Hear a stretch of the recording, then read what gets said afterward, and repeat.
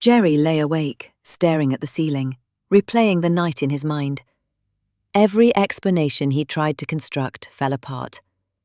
Mirrors didn't invent doors. Reflections didn't rearrange architecture. Unless, a small voice whispered, the reflection wasn't copying this house at all.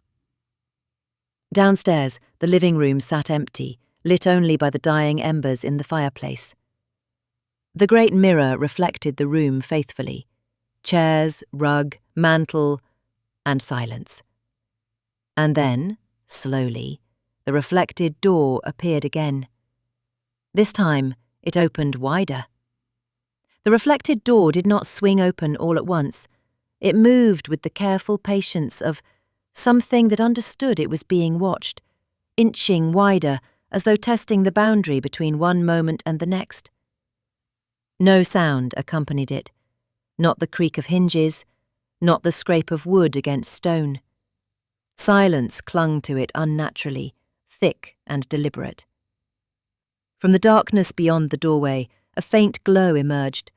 Not light exactly, but a suggestion of it, as if the reflected house were lit by a weaker sun. Upstairs, Jerry turned in his bed. He sat up suddenly, heart racing, unsure what had woken him. The house was too quiet.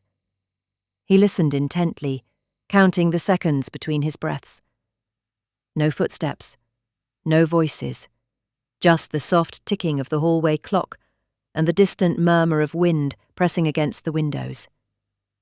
Still, a sense of being called tugged at him. He swung his legs over the side of the bed and padded to the doorway. From the top of the stairs, he could see a faint shimmer rising from the living room below. It pulsed gently, like light filtered through water. Probably the fire, he muttered. Yet he didn't go back to bed. He crept down the stairs slowly, each step groaning in protest beneath his weight. Halfway down he paused, gripping the banister as a sudden chill washed over him. The air grew colder with each step, sharp and metallic like winter trapped indoors. When he reached the living room, he stopped short. The fireplace was nearly dark. Only a few embers glowed weakly. And yet the room was lit. The mirror shone faintly, its surface no longer reflecting the room as it should. The archway had returned, clearer now, and the door beyond it stood wide open. Jerry swallowed hard. "Hello?" he called, his voice barely louder than a whisper. The mirror answered not with sound, but with movement. Something shifted beyond the doorway. A shape, tall and indistinct, passed briefly across the opening before retreating into shadow.